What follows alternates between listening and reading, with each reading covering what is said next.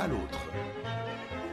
Bonjour chers auditeurs, bonjour à toutes, bonjour à tous, bienvenue dans D'un monde à l'autre. D'un monde à l'autre avec aujourd'hui un nouvel indicatif, une nouvelle musique, une musique qui nous permet de planter le décor déjà de notre magazine aujourd'hui. Cette belle musique jouée par la Kobza est une danse traditionnelle qui nous vient de la province de Dobruja en Roumanie, une musique jouée par l'Orchestre national de Radio Roumanie sous la direction de Victor Brețcu. Et c'est là où nous vous emmenons chers auditeurs, en Roumanie, à Bucarest précisément, où nous retrouvons notre collègue Iliana Tsaroy de Radio Roumanie Internationale. Bonjour Iliana. Bonjour Mayada et merci de cette coopération qui est une première pour nos deux stations radio. En plus, c'est une coopération qui se fait à une occasion très particulière puisque elle est consacrée à la Journée mondiale de la radio arrivée cette année à sa 7e édition, la Journée mondiale de la radio, une initiative de l'UNESCO qui est marquée chaque année le 13 février, avec pour thème, cette fois-ci, radio et sport. Et je voudrais mettre un peu le cadre de notre coopération. Et je cite la justification, pour ainsi dire, de l'UNESCO, alors que nous attendons avec impatience une année remplie d'événements sportifs qui ont la capacité d'unir les esprits au-delà des frontières.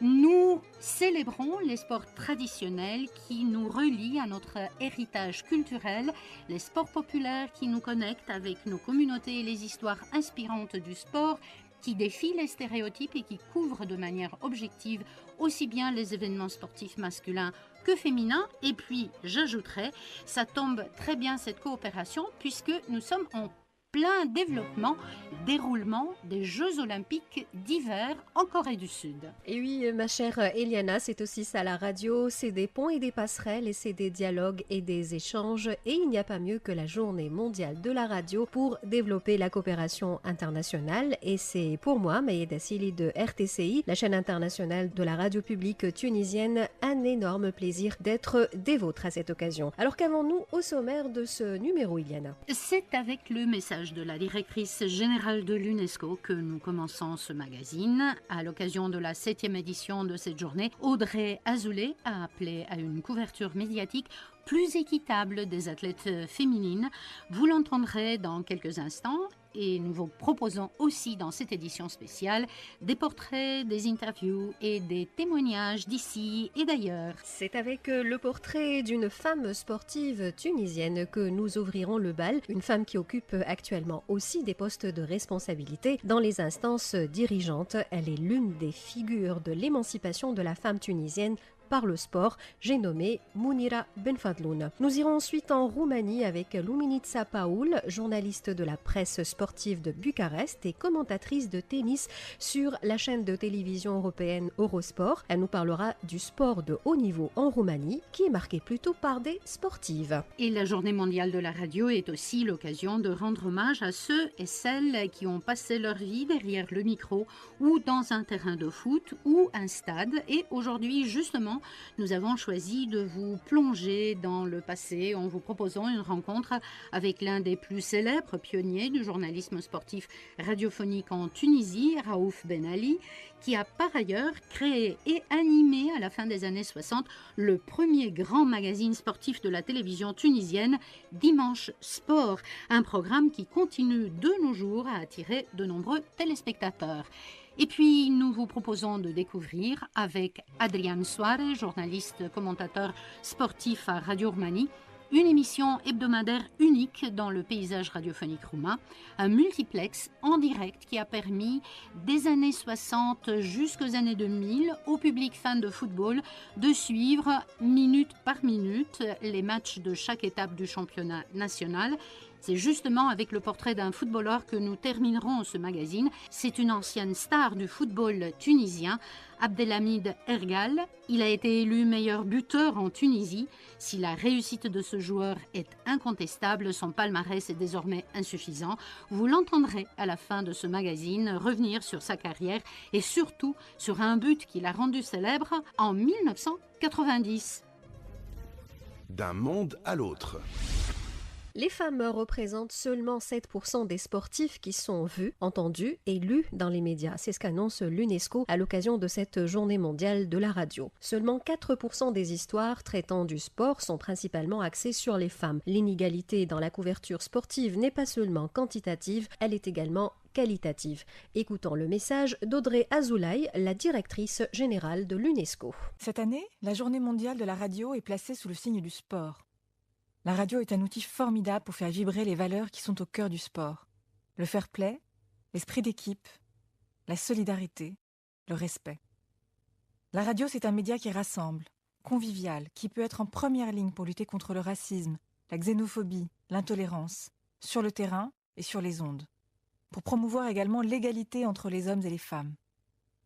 C'est pourquoi l'UNESCO veille sans relâche à ce que, dans le monde entier, la radio soit un média indépendant et pluraliste, promoteur de diversité culturelle et de mixité dans les retransmissions sportives. Ensemble, engageons-nous pour faire du sport à la radio une force d'inclusion, de dialogue, de développement et de paix pour tous. L'UNESCO appelle à une meilleure couverture médiatique des athlètes féminines. Il est vrai que les hommes et les femmes font le même sport, s'entraînent de la même façon, participent au même type de compétition. On pourrait croire qu'ils vivent la même expérience sur toute la ligne.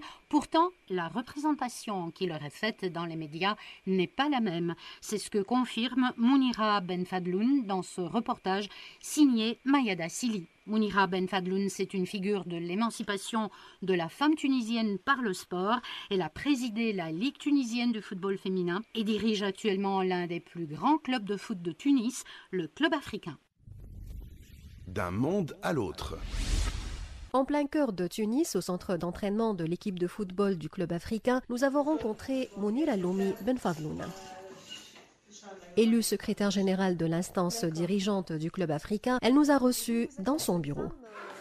Un bureau qui, avec les coupes et différents trophées qu'il conserve, témoigne de l'âge d'or du Club africain, l'un des plus grands de la capitale. Mounira Benfadloun nous en a parlé avec fierté. C'est l'histoire du Club africain. C'est quand même un grand club qui a eu beaucoup de coupes, beaucoup de médailles. On voit dans toutes les catégories, hand, basket, natation, foot.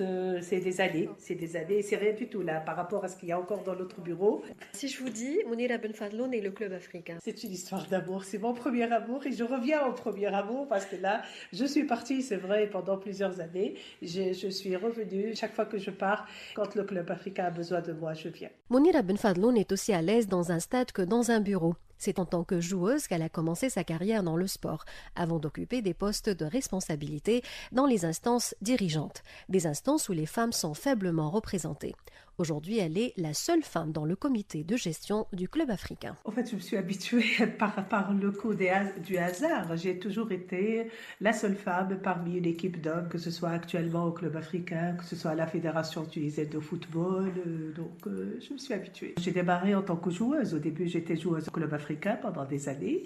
Et tout juste après, j'ai eu un petit accident sportif. Et l'année d'après, le président du club, c'est Azouz Lassam justement, il m'a proposé d'être dirigeante au Club africain, responsable des filles. C'était le démarrage. Si pour certains le football féminin relève encore du défi, pour Mounira Lomi Benfadloun, le combat pour faire respecter les principes d'égalité des sexes est toujours d'actualité. Convaincue que le sexisme dans le football révèle et reproduit les préjugés et stéréotypes qui persistent dans toutes les sphères de la société, elle se bat au quotidien pour faire la promotion de ce sport qui en Tunisie se conjugue de moins en moins au féminin. J'ai eu la chance de présider l'OGK. C'était une première en Tunisie, une femme tunisienne qui préside un club en National A. Et ça m'a permis de rentrer dans le monde du football. C'est comme ça que je suis partie à la Ligue nationale de football féminin. On a fait beaucoup pour le football féminin, pour encourager la fille à pratiquer le foot. Et après, avec une équipe d'hommes justement, j'étais membre du bureau fédéral. Je me suis occupée de la promotion du football féminin, mais aussi d'une commission médicale pour montrer que lorsqu'une femme est dans une fédération, ce n'est pas uniquement pour s'occuper des filles, elle peut avoir un poste statutaire parce que les promotions de football féminin n'étaient pas statutaires. Donc c'était un défi pour moi pour montrer qu'on peut travailler quand on veut. Et comment se porte le football féminin justement en Tunisie? Malheureusement, le problème est toujours le même depuis des années. C'est ça qui me dérange au fait parce que le démarrage était assez fort. C'est-à-dire, on a pris des filles qui n'étaient même pas footballeuses. Il y a eu un championnat, il y a eu des clubs partout, dans des régions assez délicates où on ne laisse pas les filles pratiquer le sport, pas le foot, le sport. Donc, il y avait des contacts avec les responsables locaux, responsables régionaux, et on a fait même un tournoi, on appelait ça, j'aime bien le nom, le slogan en disant « Ô filles, le football est pour toi aussi ». Donc, c'est pour montrer qu'il n'y a pas de raison. Il n'y a pas de raison que les filles ne pratiquent pas le football. Et du coup, donc c'était bien. Le nombre de licenciés était assez important, mais là, il a diminué, ce qui n'est pas normal. Normalement, il devrait croître. Oui. Il y a des clubs qui ont disparu, par faute des moyens, en fait. Moyens, infrastructures, les deux. Donc, il y a quand même un effort. Et j'espère qu'ils vont améliorer les choses, sinon il va disparaître. S'il n'y a pas une bonne volonté de la FIFA d'abord, et bien sûr des clubs. Est-ce qu'il y a une égalité ou est-ce qu'il y a une sorte de sexisme dans le sport en Tunisie? Théoriquement, tout le monde parle d'égalité, mais malheureusement, en pratique, il y a beaucoup d'inégalités dans la distribution de l'infrastructure. Chaque fois qu'il y a une zone où il y a les garçons et les filles, on donne la priorité aux garçons. Vous vous imaginez qu'il y a des filles qui s'entraînent à 10 heures du soir. Pour les moyens, elles ont la malchance de ne pas avoir des recettes très importantes par le sponsoring, parce que pour les garçons, ils sont aidés au fait par les médias, par la télé, lorsqu'ils passent à la télé, lorsqu'ils diffusent leurs matchs, lorsqu'ils font des interviews, ils portent le maillot avec le nom de l'entreprise, ça marche. Mais pour les filles, bon, il y a elles pas sont sous-médiatisées, vous pensez? Sous-médiatisées. Les femmes dans le sport défient les stéréotypes liés au genre. Elles deviennent des exemples à suivre et montrent que les femmes et les hommes sont égaux. Mais quelques faits et anecdotes sont là pour nous rappeler que l'engagement des femmes dans des sports de tradition masculine comme le football n'est pas si simple que ça. Quand on se déplaçait en voyage, soit avec le club africain, soit avec les garçons en équipe nationale, tout le monde disait « Madame », c'est-à-dire, ils pensaient que j'étais l'épouse d'un responsable. Ils ne pensaient pas que j'étais la responsable au foot. Et une fois, dans le tirage au sort de la Coupe d'Afrique, je suis partie avec Monsieur le maire. On était tous les deux présents pour représenter la Tunisie. Les places des responsables étaient devant, les places des accompagnants étaient derrière. Donc, il prenait Monsieur le maire, il disait « Monsieur le maire, venez ici, et vous, Madame le maire, vous pouvez vous asseoir là-bas. » Il dit « Non, je suis la représentante de l'équipe nationale, enfin, je suis représentante de la Fédération tunisienne de football. » Et là, on va avancer avant. Voilà, il y a bon, les anecdotes qui sont méchantes aussi, il y en a. Une fois, je représentais la Fédération dans la Coupe de Tunisie jeune. Et j'ai passé toute la matinée pour donner les médailles, pour donner les coupes, et j'étais la seule, il n'y avait pas d'homme avec moi. Le lendemain, je trouve un article dans un journal qui était très méchant. Où sont les membres fédéraux? Pourquoi il n'y a pas de représentants de la fédération dans la Coupe des Jeunes? Quand la pression est positive, je suis déterminée. Mounir Alloumi Ben Fadloun est l'une des figures emblématiques de la féminisation de la pratique sportive en Tunisie. Elle a ouvert des portes que d'autres Tunisiennes franchissent aujourd'hui. Elle reste convaincue que la route qui conduit à l'émancipation de la femme tunisienne passe aussi par le sport. Eh bien, on voit bien, Iliana, qu'être une femme dans des sports de tradition masculine, ce n'est pas facile. Et puis, on n'échappe pas aux aventures et aux anecdotes. Tout à fait, et je crois que les anecdotes sont beaucoup plus nombreuses du côté des femmes que du côté des hommes, parce que je ne sais pas pourquoi, on est toujours surpris de les voir, surtout à des postes dirigeants, à des postes de représentation, et ce que nous venons d'écouter confirme, je crois, ce que je viens de dire. Allez, on va rester en Roumanie. Malgré un déclin évident amorcé après la chute du communisme en décembre 1989, le sport roumain réussit tout de même à être présent dans le monde des évolutions internationales de haut niveau grâce plutôt aux sportives. Le sport au féminin de Roumanie est analysé par Luminița Paul, journaliste dans la presse sportive de Bucarest et commentatrice de tennis sur la chaîne de télévision européenne Eurosport. Elle est interviewée par Alexandru Diaconescu. Luminița Paul, à partir des années 1950, de nombreuses jeunes filles et jeunes femmes roumaines choisissaient de pratiquer un sport et de faire de la performance. Est-ce que c'était une caractéristique de la Roumanie et des autres pays communistes ou est-ce que c'était lié à la libération de la femme en général dans le monde? Je crois que les deux variantes sont valables en égale mesure. Promouvoir fortement le sport, c'était une politique de l'État à l'époque parce que le sport devenait un ambassadeur du pays. Les résultats sportifs recommandaient mieux la Roumanie que sa politique, disons, et pour les femmes, c'était une manière de s'exprimer différente de la manière traditionnelle. Après la chute du communisme en 1989, le sport roumain a connu un déclin visible. Les performances internationales, plus rares, sont dues presque entièrement aux sportives.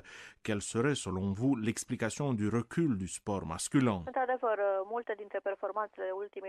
Effectivement, la plupart des performances d'après 1990, c'est-à-dire des 30 dernières années, ont appartenu aux femmes.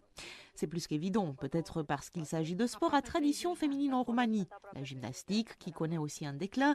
L'escrime, nous avons eu de bons résultats ces dernières années, notamment du côté féminin.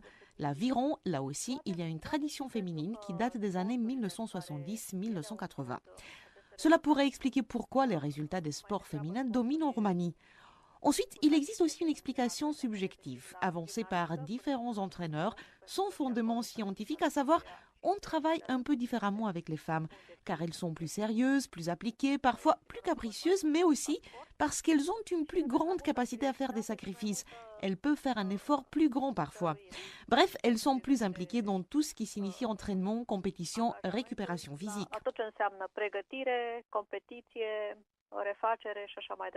On l'a dit, pendant le communisme, beaucoup de jeunes femmes choisissaient une carrière sportive de haut niveau. Qu'en est-il aujourd'hui? Suivent-on encore l'exemple des grandes championnes actuelles? À mon avis, non. On opte de moins en moins pour le sport de performance en Roumanie, filles et garçons en égale mesure. Parce qu'il y a une différence. Avant 89, le sport signifiait une porte ouverte vers plus de liberté. On pouvait voyager à l'étranger, avec des limites évidemment. On pouvait participer aux compétitions internationales. On avait la chance de connaître un peu le monde. Mais de nos jours, le sport ne fournit plus cet avantage. Ceux qui pratiquent un sport le font par pure passion, pour atteindre un objectif personnel. C'est pourquoi une bonne partie des résultats obtenus ces dernières années sont en fait des réussites personnelles, les conséquences d'ambitions personnelles et de conditions physiques et morales personnelles appartenant à des sportifs d'exception. Luminița Paul, vous êtes une spécialiste du tennis, un sport coûteux et très dur. En ce moment, 6 joueuses roumaines sont présentes au top 100 mondial, ce qui n'est pas le cas des joueurs roumains. Les femmes ont-elles une plus grande capacité d'effort, plus de force de caractère? C'est possible, c'est valable pour d'autres sports aussi. C'est aussi une question de conjoncture, une conjoncture extrêmement favorable. Il y a eu des époques où les garçons étaient brillants, puis les filles. Mais ces 10-12 dernières années, ce sont les filles qui se sont fait remarquer le plus. Il s'agit effectivement d'une conjoncture très favorable dans un sport individuel très dur, incomparable avec d'autres disciplines qui ont moins de compétitions au cours d'une année, qui ont un autre système d'entraînement. En tennis, il y a un tournoi par semaine. Il faut voyager d'un bout du monde à un autre. Il y a très peu de vacances et très peu de périodes hors saison pour se reposer avant une nouvelle année de compétition. Les joueuses roumaines qui figurent actuellement au top 100 se sont en quelque sorte motivées les unes les autres. Elle affirmait elle-même récemment « Si une seule peut réussir, ça vaut la peine de tenter le coup ». C'est donc un contexte favorable qui continuera à mon avis dans les années à venir plutôt du côté féminin que du côté masculin. Dans un pays où le football est roi, comme c'est le cas de la Roumanie, combien le public apprécie-t-il les performances des championnes d'autres disciplines sportives? Je crois que le public apprécie différemment les performances des sportifs ou plutôt par étapes. On constate dans le sport la même danse des extrêmes que dans la société romaine en général. On est très enthousiaste pour une victoire, puis on oublie, on bascule dans l'autre extrême, celle des critiques. Tout cela se passe derrière le rideau de l'intérêt excessif pour le football. Les Roumains sont une nation passionnée de foot, sans avoir dans ce sport les performances enregistrées dans d'autres disciplines telles la gymnastique, le canoë-kayak ou le tennis. Il y a cet appétit évident pour le football, on ne peut pas l'ignorer. Et malheureusement, en tant que journaliste sportif spécialisé en sport appelé hors football, je dirais que c'est un peu injuste de ne pas accorder une attention similaire aux autres sports et aux résultats qui existent encore. Enfin, dans le monde des journalistes et commentateurs sportifs de Roumanie, les présences féminines sont très rares. À votre avis, Luminița Paul, est-ce ainsi parce que c'est une profession masculine ou bien parce que la mentalité générale est encore très conservatrice dans la société roumaine?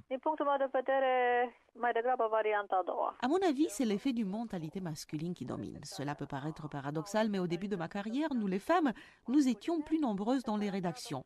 Je crois que ce qui les attire dans ce domaine, c'est plutôt l'idée d'apparaître sur un écran que de faire un travail de journaliste. Mais il existe toujours des femmes journalistes spécialisées dans le sport et passionnées de sport. Pourtant, le mirage de la télévision est souvent plus fort que le désir de s'asseoir devant l'ordinateur ou une feuille de papier et de faire un travail de journaliste.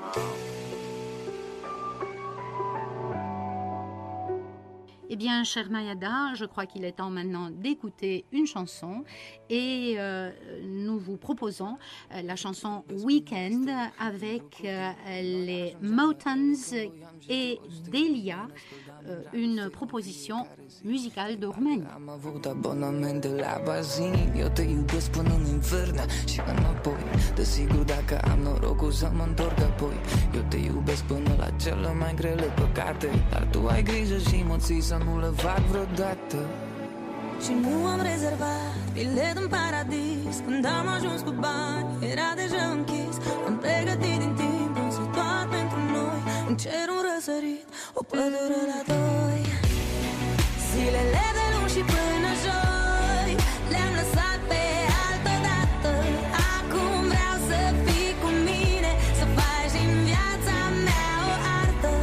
Vreau un sărutul să mă sufoc, să mă topesc, să mă pierd de tot. În ochii tăi să mă ascund, în ei să mă scufund.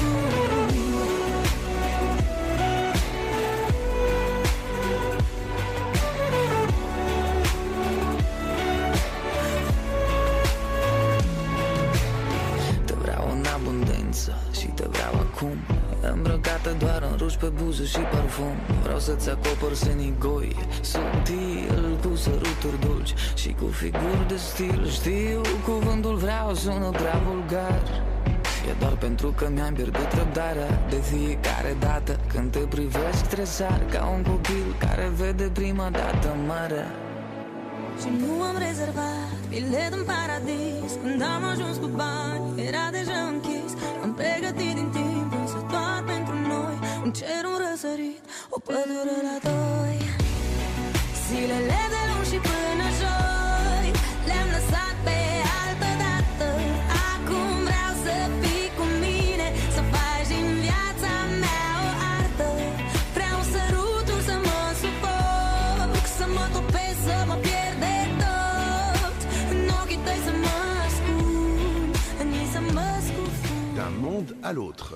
Journée mondiale de la radio sur Radio Roumanie Internationale et RTCI, ça se poursuit avec Iliana Tsaroy et Mayada Seheli. C'est un voyage dans le temps que nous vous proposons à présent. Il faut dire que bien avant l'avènement de la télévision et d'Internet, et encore aujourd'hui, la radio a longtemps été le support favori pour informer le public des événements sportifs.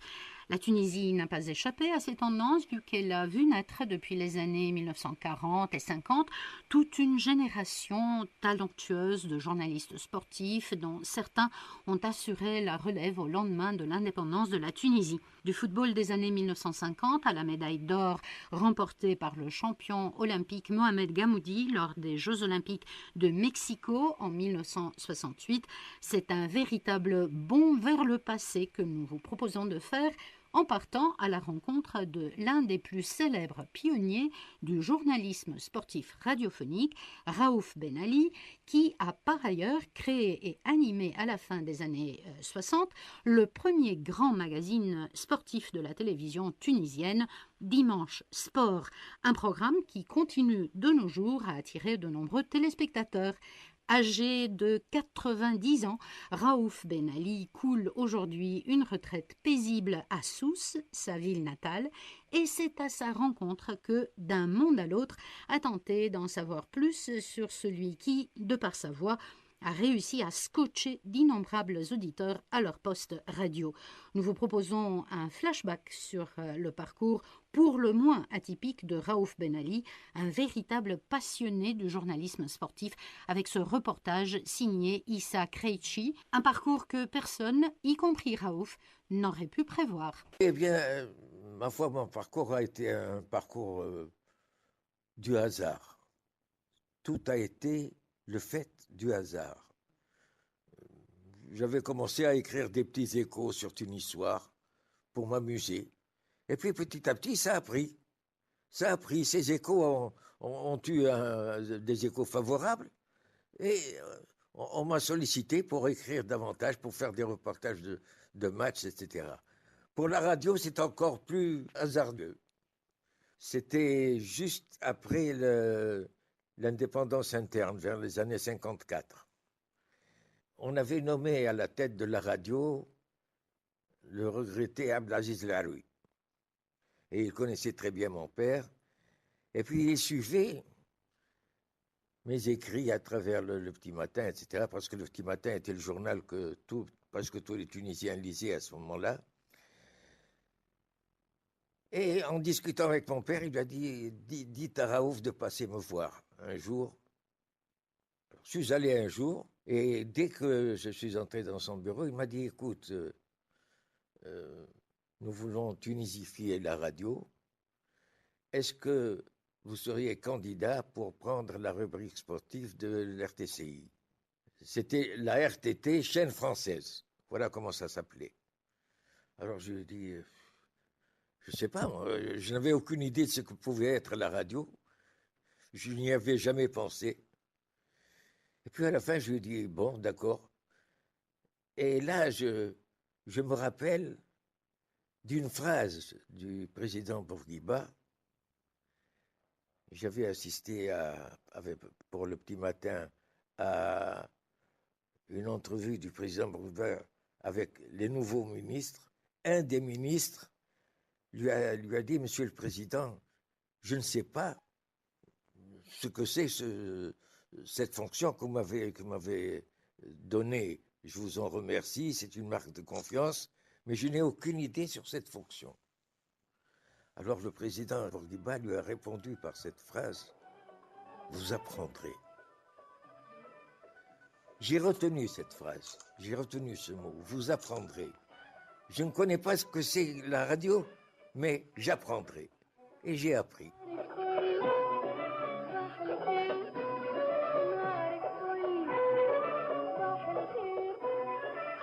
À la radio, j'ai commencé en 54, juste après l'indépendance intérieure. Et je me rappelle, mon premier contact avec la radio, c'est Abdelaziz Laroui m'avait dit, dimanche, vous allez voir les reporters français, et vous resterez avec eux au stade Géo-André, l'actuel stade Zuiten. Vous resterez avec eux pour apprendre. J'ai dit d'accord, je suis allé le dimanche.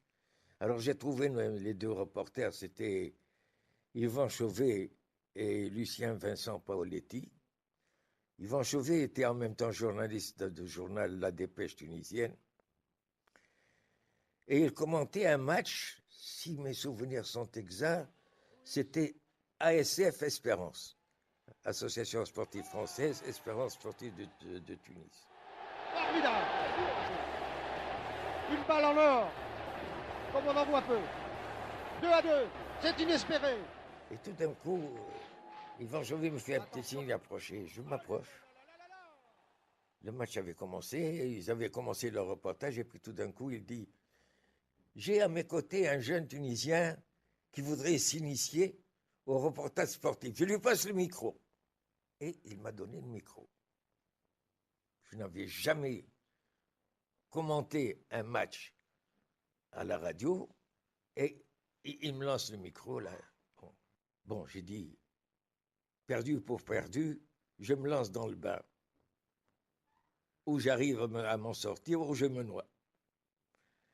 Et j'ai eu un moment d'hésitation qui a duré quelques secondes, qui m'ont semblé être des siècles.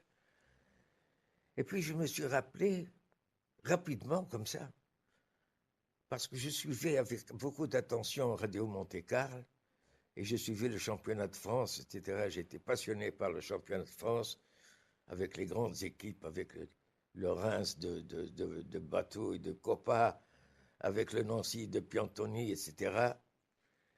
Et je me rappelais d'un reporter qui s'appelait Mario Bona. Mario Bona, c'est ça. Et son style, sa manière de faire le reportage. Mario Bona avait cette particularité de commencer son reportage à toute allure et puis de s'arrêter brusquement et de dire « Et marche est là, et marche renvoie ». Marche, c'était le grand arrière-gauche de Reims et de l'équipe de France. Ça m'avait plu, ce rythme cassé, là, ce rythme rapide, et puis cet arrêt brusque pour annoncer quelque chose, pour attirer. Et ça a attiré l'attention de l'auditeur. Alors j'ai commencé mon reportage ainsi. Je ne sais pas ce que j'ai dit. Je ne sais pas comment j'ai terminé le reportage. C'était comme dans un rêve.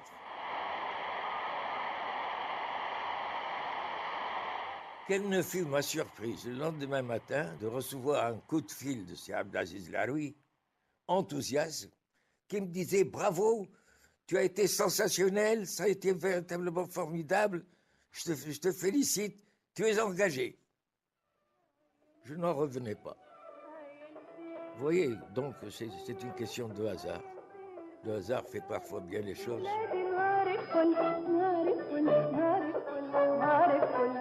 Moi, je m'intéressais énormément au sport individuel, notamment au cyclisme, à l'athlétisme et à la natation. En athlétisme, avec la médaille d'or de Gamoudi à Mexico, qui a permis deux choses très importantes, parce que là, j'ai vécu cette magnifique compétition. D'abord et surtout, faire connaître la Tunisie, ce tout petit pays, au monde entier. Et puis, deuxièmement, boster de l'athlétisme, qui a connu une période extraordinaire après cette victoire de Gamoudi. C'était en 1968. À Mexico. He didn't have enough to overcome the shattering stamina of Tunisia's Gamoudi and the two Kenyans, Kano and Tamu, who provided an electrifying flight to the finish. Gamoudi held off Kano's challenge. It was a great victory for him and his country. Une course, je m'en rappelle encore avec beaucoup d'émotion. Ces derniers 100 mètres, ces derniers 100 ou 200 mètres, c'était inouï. Gamoudi, pendant toute la course, avait subi les attaques de 3 Kenyans qui se relayaient pour essayer de l'épuiser. Il a tenu. Et puis dans le dernier sprint, il est resté avec Kano, le champion de Kenya et le champion du monde à ce moment-là, un athlète de 1m80 devant les 1m60 de Gamoudi, et qui était redoutable à cette époque. Et puis Gamoudi, tout petit, qui s'accrochait derrière Kano, et dans les 10 derniers mètres, qui a déboulé brusquement et qui a arraché la médaille d'or pour la Tunisie. C'était inouï, j'en ai pleuré, et je me rappelle justement à ce sujet d'une petite anecdote personnelle qui me tient beaucoup à cœur. À mon retour en Tunisie, j'ai été reçu avec la délégation par le président Bourguiba. Et puis, on a dit au président, voilà, c'est un tel, Raouf Ben Ali, c'est lui qui nous a retransmis la course de Gamoudi.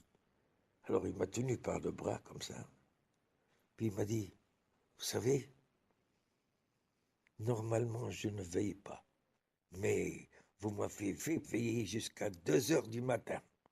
Et vous m'avez fait pleurer. Pour moi, c'était la plus belle des récompenses. Je ne pouvais pas espérer meilleure récompense que celle-ci. On aurait pu me donner des millions, ça ne valait rien devant ces mots du président Bourguiba. J'avais réussi mon reportage. Et c'est très émouvant, c'est très fort comme témoignage, n'est-ce pas Iliana? Tout à fait, tout à fait. C'est un témoignage qui est émouvant, mais qui donne aussi envie de continuer ce chemin, cette idée de Raouf Ben Ali. Allez, on va rester dans le monde du journalisme sportif. Entre 1965 et le milieu des années 2000, la radio publique de Roumanie a diffusé une émission hebdomadaire unique dans le paysage radiophonique national. Un multiplex en direct permettait au public fan de football de suivre minute par minute les matchs de chaque étape du championnat national, grâce au travail d'une équipe de journalistes et de techniciens dont la réputation a grandi le long des années. La nouvelle formule de programmation des matchs de la Première Ligue utilisée par la Fédération roumaine de football ces dernières années a sonné le glas de l'émission Football minute par minute. Rappel de l'histoire de ce format resté unique avec Adrian Soare, journaliste, commentateur sportif à Radio Roumanie, la radio publique de Bucarest, au micro d'Iliana Tsaroy. Adrian Soare, bonjour. Bonjour. Merci d'avoir accepté cette interview consacrée à une émission très particulière dans le paysage radiophonique roumain. Elle s'appelait Football minute cu minute, foot minute par minute. Comment cette émission est-elle née? N'était-ce pas un pari risqué? Près de 2 heures d'émission en direct consacrée à un seul sport? Je ne sais pas. L'émission est née au milieu des années 60 parce que nous avons eu une belle tradition à la radio roumaine, parce que la radio nationale de Roumanie a réussi à transmettre tous les matchs de l'équipe nationale de football depuis presque 100 ans. Au début, la radio a réussi à transmettre seulement 4 matchs par étape, puis nous avons réussi de transmettre entièrement l'étape. Je ne sais pas si c'était un pari tout à fait risqué, parce qu'en Roumanie, il y a eu ce intérêt pour le jeu de football qui était un intérêt réel. Et à mon avis, l'information sportive est idéale pour la radio. Parce que l'information sportive est une information positive, une information qui peut être digérée aisément, ce qui est, à mon avis, idéal pour ce médium, pour la radio. Ce spectacle, d'avoir des informations sur 9 matchs de football, je crois, a représenté un pari pas tout à fait risqué, mais un pari gagné, on va dire. Un pari gagnant, oui. Adrian Soare, quels ont été les plus grands défis du point de vue journalistique, mais aussi technique, à relever quand on parle de cette émission? Bon, à mon avis, ça a été toujours important d'avoir la bonne voie, de transmettre toutes les informations. Il est toujours important d'être capable, en tant qu'un commentateur de football, de rédiger un compte rendu au temps réel, donc d'avoir un discours tout à fait descriptif, une rapidité d'expression, et pas dernièrement, et c'est mon avis, j'ai dit ça plusieurs fois, c'est très important de transmettre la passion, l'émotion, parce qu'à mon avis, la radio, c'est l'info et la passion. L'émotion, à mon avis, c'est la principale caractéristique des commentateurs de radio par rapport avec les commentateurs de la télévision. Adrian Soare, finalement, tous ces commentateurs, tous ces journalistes étaient des vedettes dont les gens reconnaissaient la voix, moins les visages.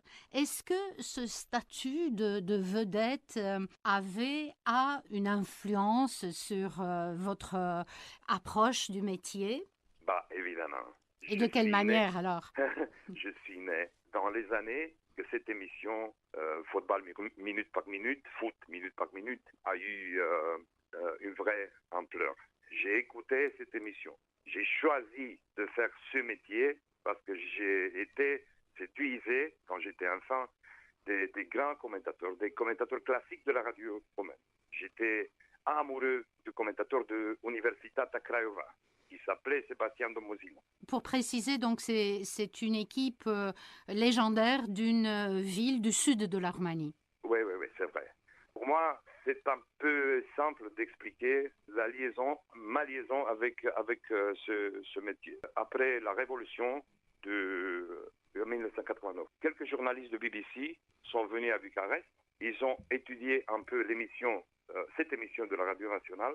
Ils ont fait un sondage et on a appris, eux et nous aussi, qu'après la révolution, presque 4 millions de Roumains écoutaient cette émission, qui était dédiée au championnat national de football. Et qui était diffusée le dimanche en général, et donc 4 millions de personnes qui organisaient leur dimanche en fonction de cette émission. C'est vrai. Leur vie de dimanche, l'après-midi de dimanche, leur vie gravitait autour de cette émission. Avant la révolution de décembre 1989, ça a été très simple parce qu'il y avait seulement l'étape, tous les matchs qui débutaient à la même heure, dans la même journée. Puis les choses sont devenues compliquées parce que l'intérêt de la télévision a grandi, la télévision a influencé la programmation de la Fédération de football. C'est pourquoi on a perdu dans le football roumain l'idée d'une étape, que tous les matchs doivent se jouer à la même heure, dans la même journée. C'est pourquoi l'émission, depuis, je crois, 10 ans, peut-être 15 ans, est disparue. En fait, on peut se faire une petite idée de comment ça se passait lors des matchs de la Coupe de Roumanie. Aujourd'hui, dans la Coupe, seulement à partir des huitièmes de finale. Les gens ont accès à des images à tout moment et par des moyens très différents. Est-ce que cette réalité a influencé les émissions radiophoniques et la profession de journaliste-commentateur sportif de la radio? J'ai commencé à travailler pour la radio, comme je disais il y a quelques minutes, depuis 20 ans. À cette époque, tout le monde disait la télévision va étouffer la radio. Voilà qu'est-ce qui se passe maintenant. À mon avis, la télévision traverse une crise réelle parce qu'elle est un peu étouffée elle-même par l'Internet. Mais la radio a toujours son rôle. La radio, c'est toujours la même chose. La possibilité de suivre sans s'interrompre de leur activité un programme, une musique ou un match de football. Évidemment, on a essayé de trouver un autre format pour les programmes dédiés au championnat national de football. Mais à mon avis, le métier, c'est le même. Merci beaucoup, Adrian Soarev. Eh bien, Mayada, je crois que ce que dit mon confrère de la radio publique rejoint un peu ce que tu disais à propos de Raouf Ben Ali. De telles émissions sont émouvantes et de tels souvenirs sont toujours émouvants et ça donne envie tout de même de voir continuer ce travail.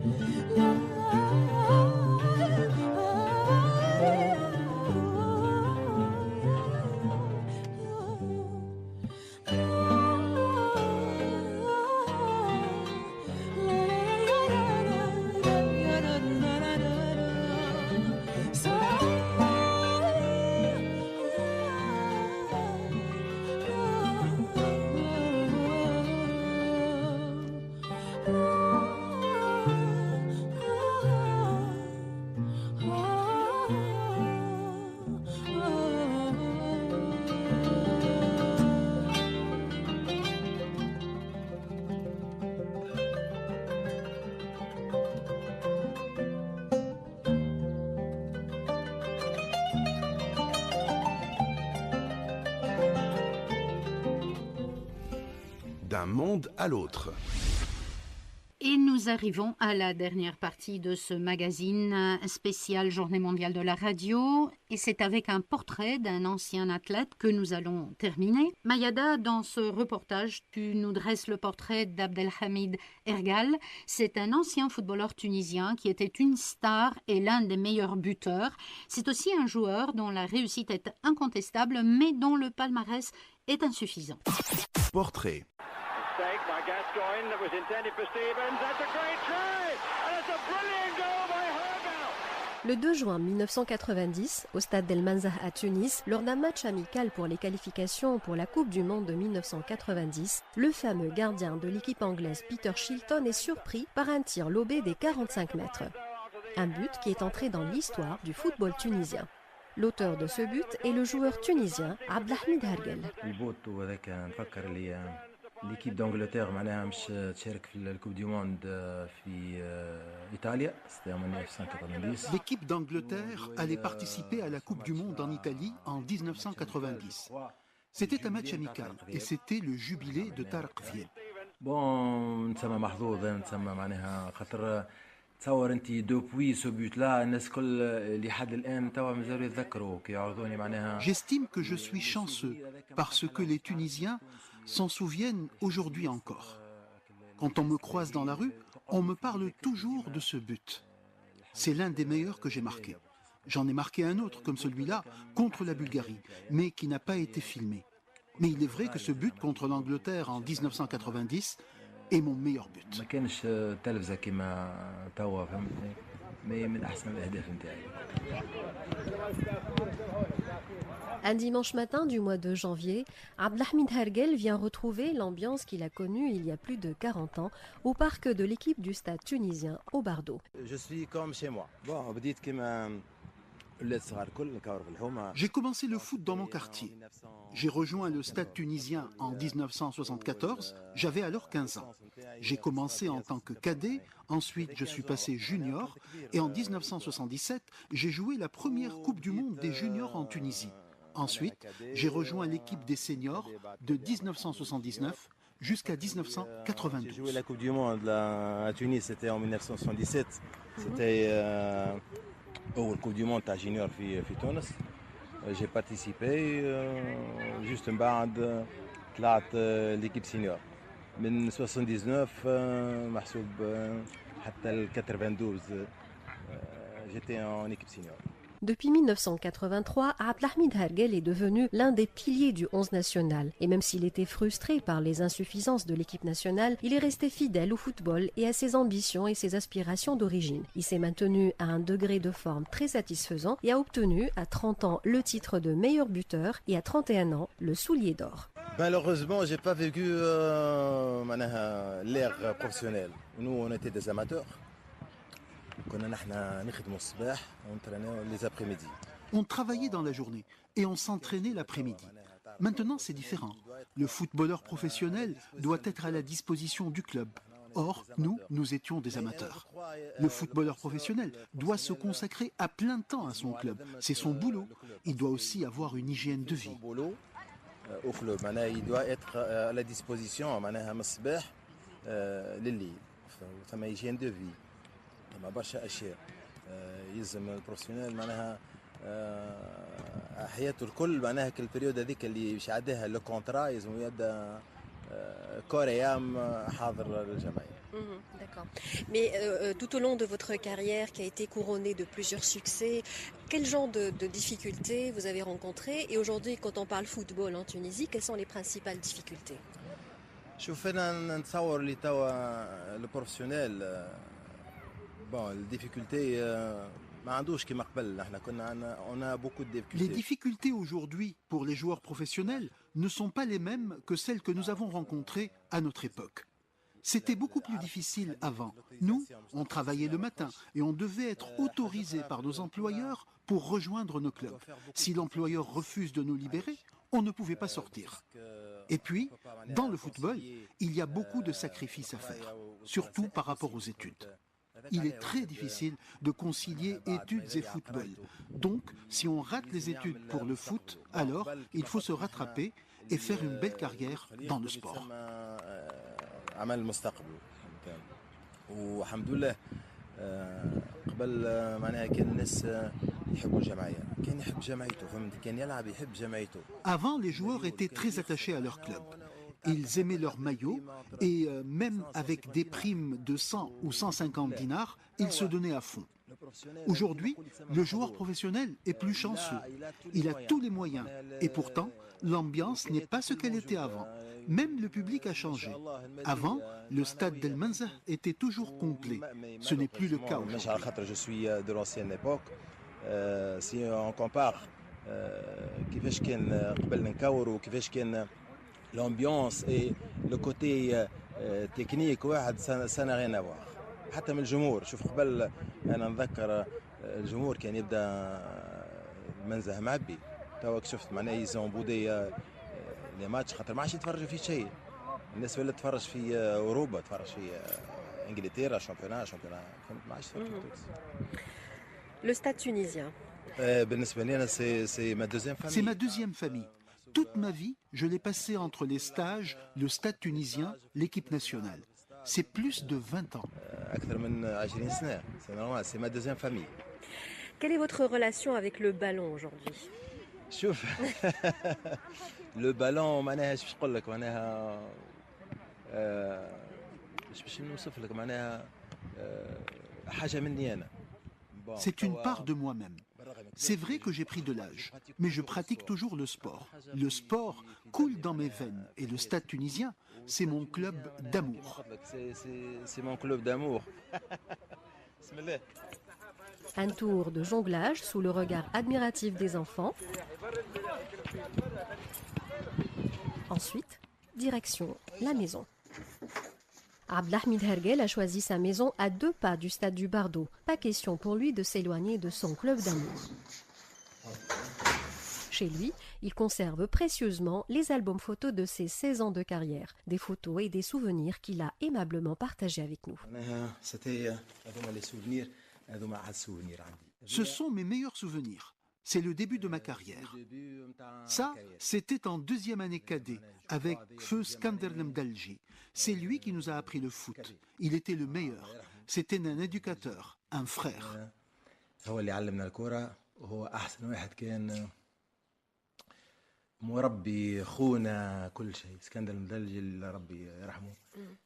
en quelle année la prise de cette photo? C'était 75-76. وكي راه معناها سي اسكندر الله يرحمه معناها يذكرني في برشا اشياء والله اللي علمنا الكوره علمنا كيفاش نعيشوا والله كانوا مربين الحقيقه والله شوف انا ما نقولش ما عنديش زهر لكن Je ne pourrais pas dire que je ne suis pas chanceux, mais je n'ai pas été titré dans ma carrière. J'ai raté 3 Coupes du Monde alors qu'on était sur le point d'être qualifié. En 1980, on a été éliminé face au Nigeria sur des pénaltys. En 84, on a perdu 4-1 contre l'Algérie. Et puis en 89, c'était la même chose contre le Cameroun. Pareil pour la Coupe d'Afrique, pareil pour les finales avec le stade tunisien. La Coupe arabe aussi, je l'ai ratée parce que l'équipe nationale m'avait appelé et donc j'avais dû quitter le club. Donc, vous voyez, je n'ai pas eu de chance. Mais je dis Dieu merci quand je vois le respect des gens et leur amour. C'est le plus important. Et c'est un don de Dieu.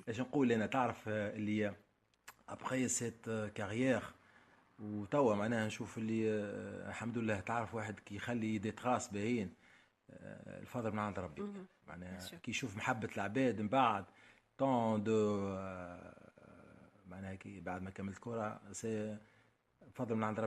C'est lors de la deuxième moitié de sa carrière que Abdelhamid Hergel s'est montré à son avantage. Une belle démonstration face à la Bulgarie en 1986 et un doublé dans un lob magistral des 40 mètres, une autre démonstration face au Cameroun en 1989 et une troisième face à l'Angleterre en 1990. Ces mauvais souvenirs concernent en fait les désillusions collectives, 3 finales infructueuses, 2 titres ratés de peu et 2 échecs au dernier tour de la Coupe du Monde. Toutefois, quand il fait son propre bilan, il est satisfait. J'estime que je suis chanceux parce que j'ai joué avec de grands joueurs. Hamadi Agrbi, Tarek Vieb, jouer avec eux c'est une chance, ce sont des artistes. Quand vous jouez avec eux, il faut rester éveillé et avoir la présence d'esprit. J'ai aussi joué avec Rebah Madjer, avec Wea et avec Pelé.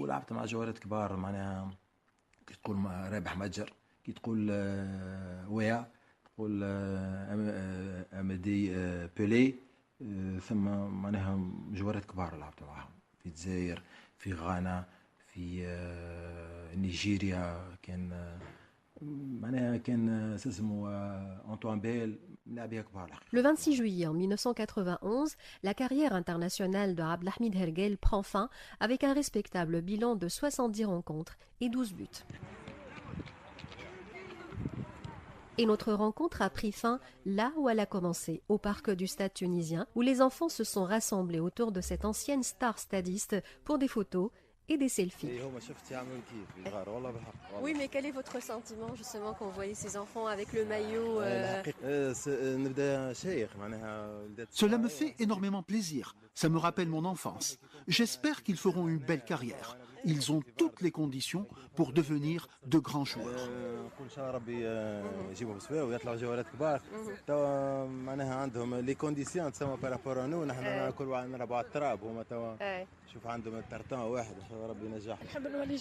Leur rêve, devenir un jour comme Abdelhamid Hergel.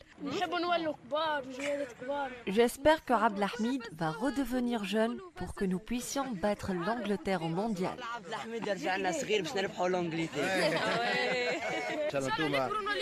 J'espère que vous ferez mieux que moi. Abdelhamid Hergel leur souhaite un avenir meilleur.